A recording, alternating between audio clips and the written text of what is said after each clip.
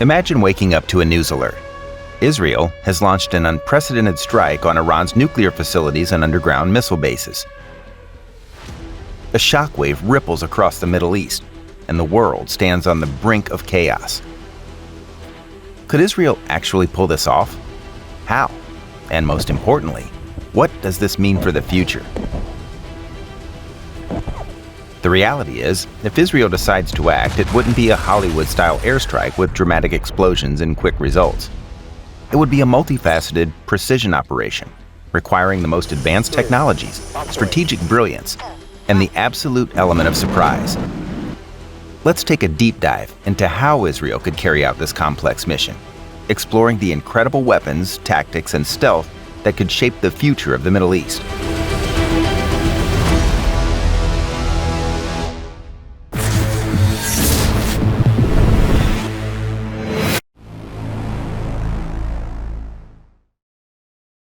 Iran has strategically positioned its most critical nuclear sites deep underground, hidden within mountains or covered by layers of reinforced concrete, making them near impenetrable fortresses.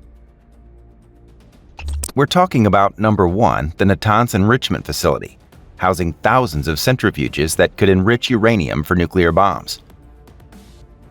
Number 2, Fordow Fuel Enrichment Plant, built into the side of a mountain, as close to indestructible as you can get.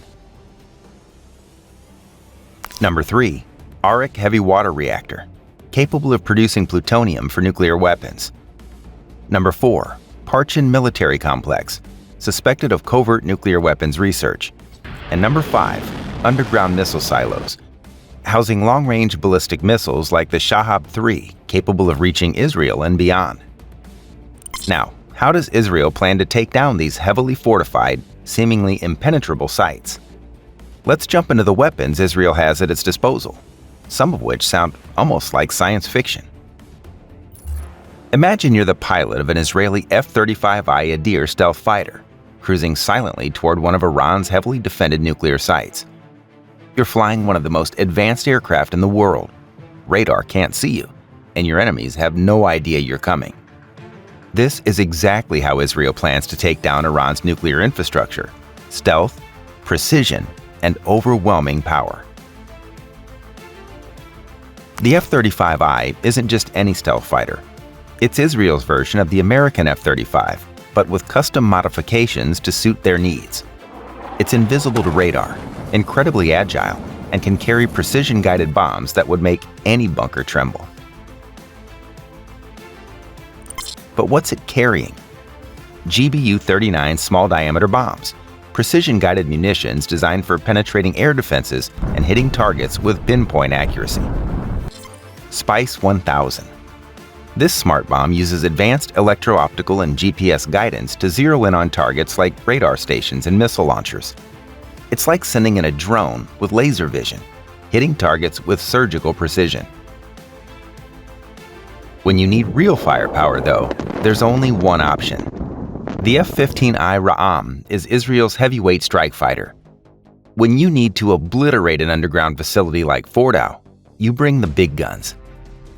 Specifically the GBU-28 Bunker Buster.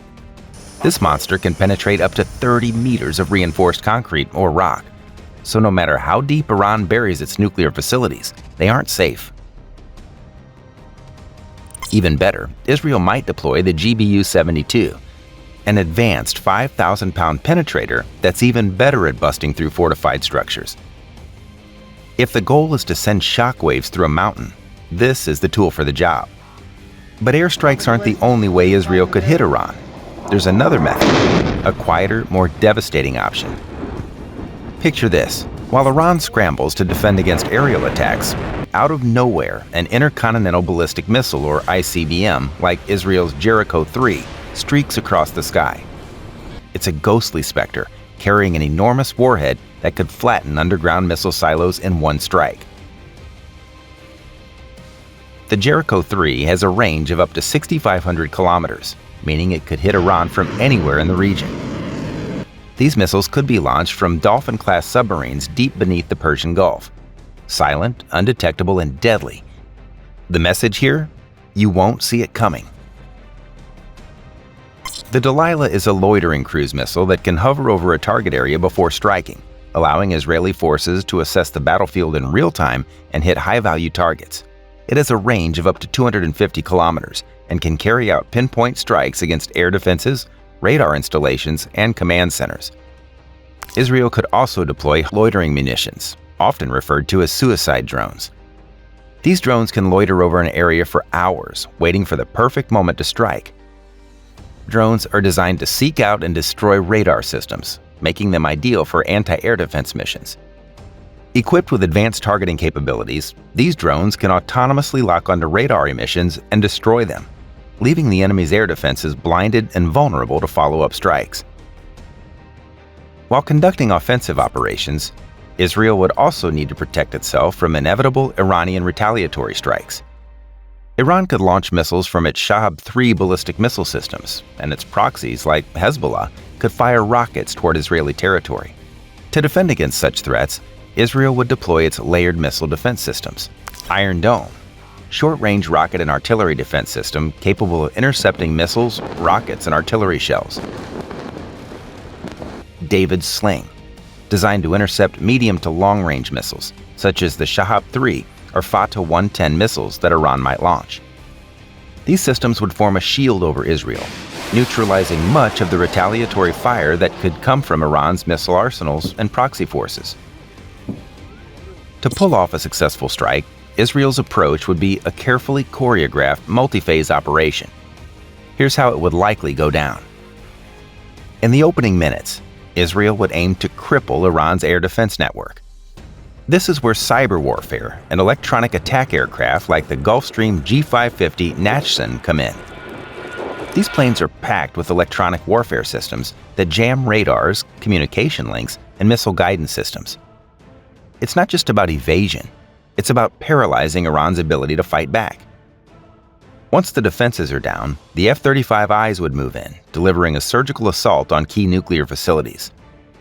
Natanz and Fordow would be the primary targets, likely hit with GBU-28s or GBU-72s, targeting the underground centrifuge halls. Arak would be next, with spice-guided bombs targeting the reactor or heavy water storage areas. But here's where things get interesting. While the world watches these strikes unfold, Israel could launch a surprise attack on Iran's underground missile silos using Jericho-3 missiles or submarine-launched cruise missiles.